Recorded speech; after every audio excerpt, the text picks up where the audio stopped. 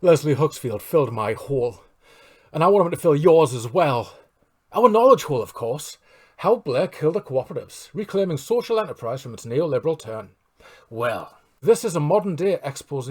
It's very important, because this filled a knowledge hole outright, and now society looks completely different.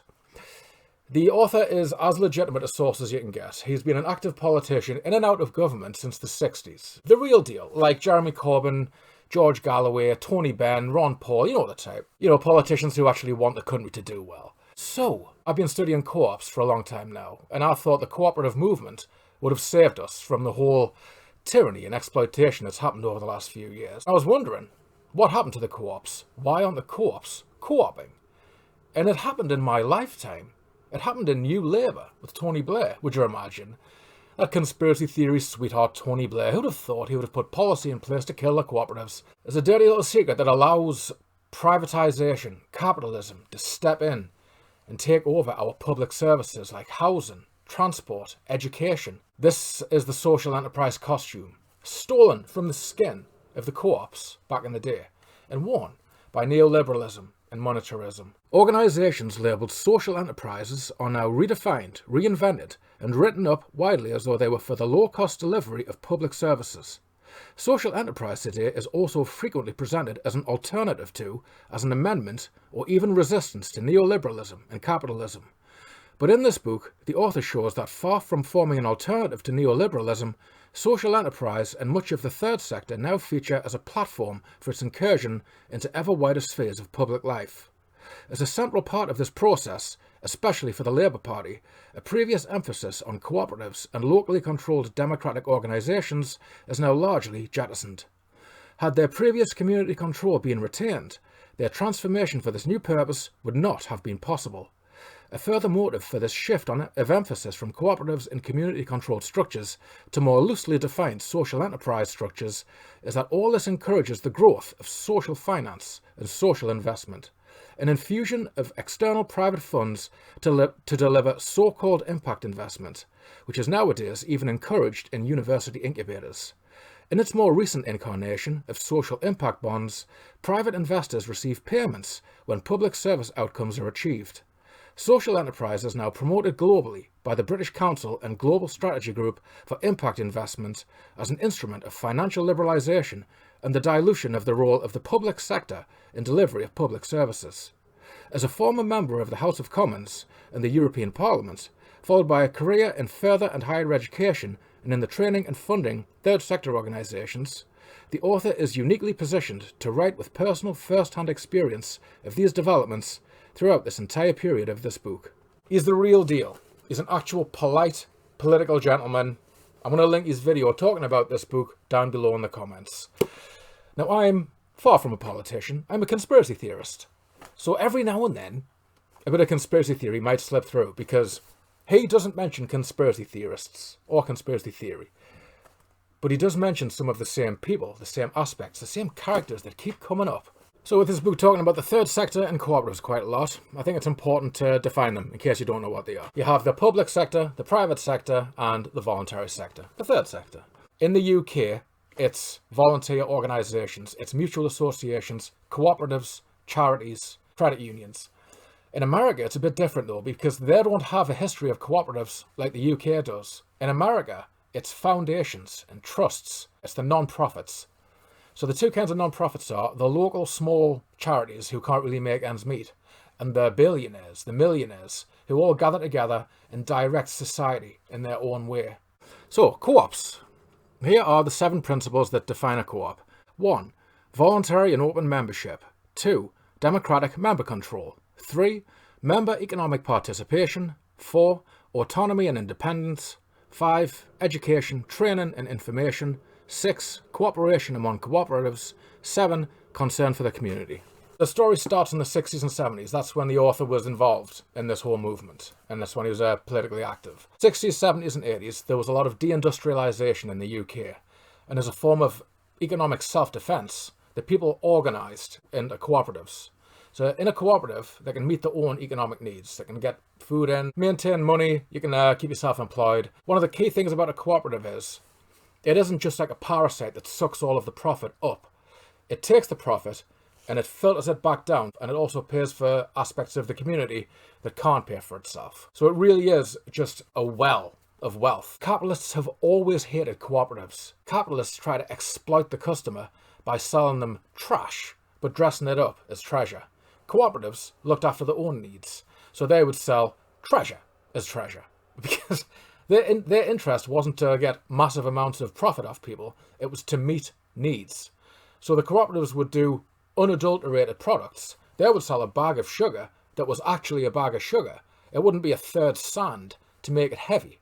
It wouldn't be adulterated. So cooperatives forced capitalists to do better products. Now, round about the 70s, 1976 to be exact, the government finally did start acknowledging them. So it was the Industrial Common Ownership Act of 1976 and the Cooperative Development Agency Act of 1978. Now, cooperatives back then, they were essentially just companies limited by guarantee. They were just companies who behaved like cooperatives. Social enterprises, you might say.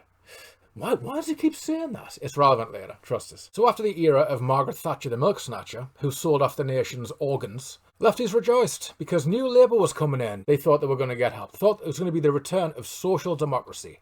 But no. Tony Blair caught the ball Margaret Thatcher threw. Not satisfied with selling the organs of the country, he wanted to sell its bones too. He wanted to marketise the third sector, the voluntary sector, the cheap delivery of public services. But he couldn't really do that with cooperatives, because cooperatives in their essence are democratic organisations.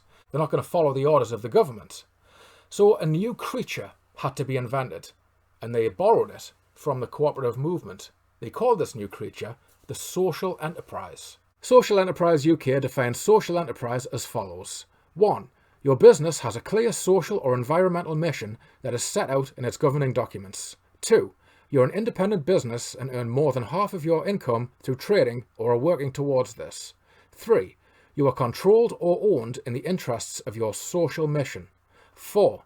You reinvest or give away at least half of your profits or surpluses toward your social purpose. 5. You are transparent about how you operate and the impact that you have.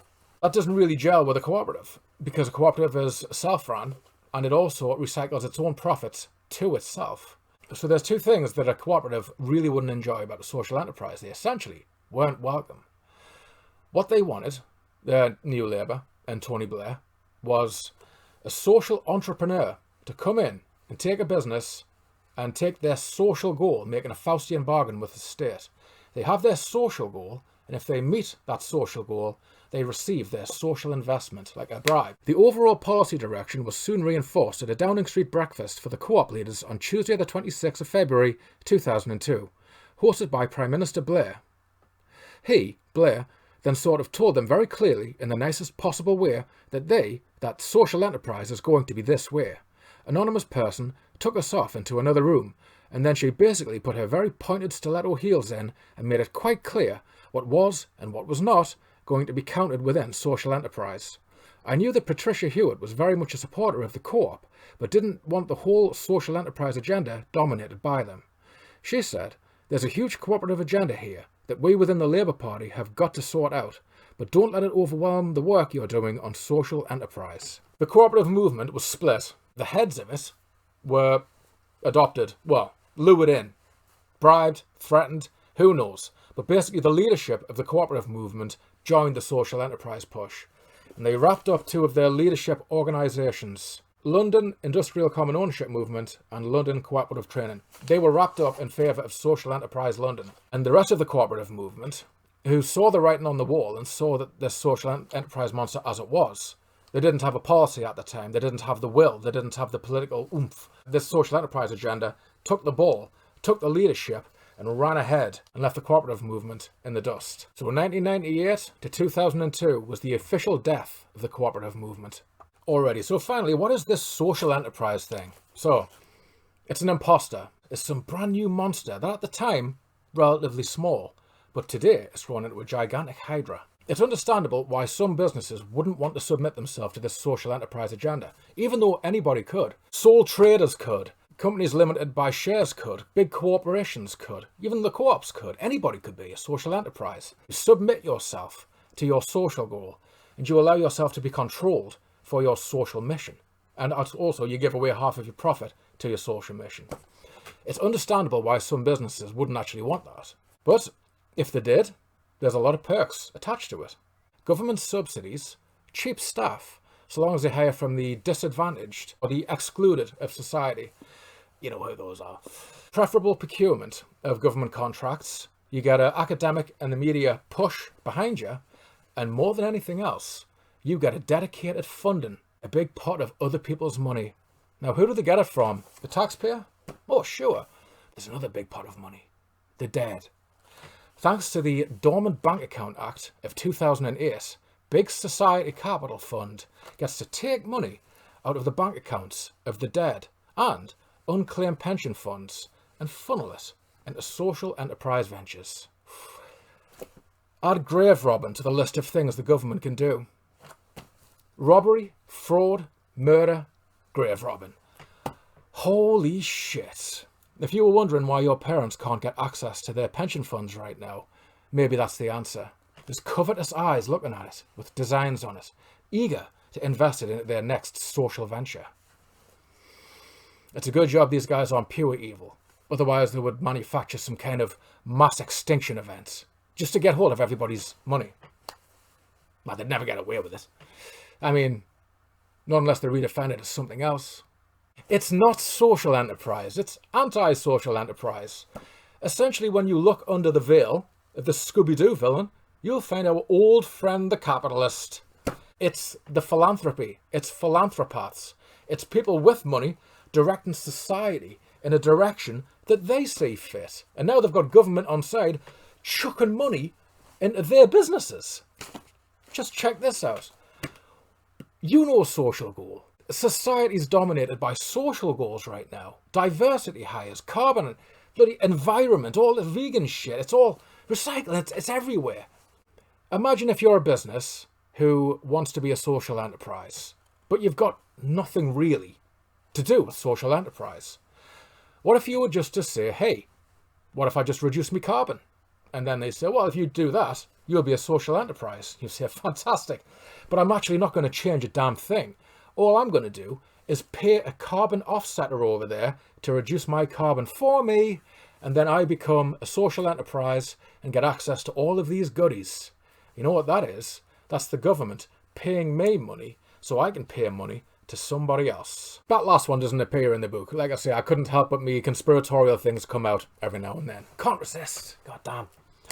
But anyway, it's not all doom and gloom. There is some fixes in this book. The author suggests essentially, there's a lot of policies he brings up, but essentially it all comes back down to local, accountable democracy. Basically, he wants to bring the old co-ops back. He wants to bring the original social enterprises back, which is a fantastic idea. I think that would fix a lot of things. And if you don't agree, just remember, our sweetheart Tony Blair had them killed. If you were wondering why co-ops weren't co-oping, now you do. I highly recommend buying this book. It was £60. God knows why it was so expensive, but I'm glad I did because it changed my life. I'll link the author's video talking about his book in the comments section. I highly recommend you check it out. Check it out. Social enterprises, guys, not social enterprises. Privatization in disguise. Capitalists in a Scooby-Doo suit. Prive disguisation.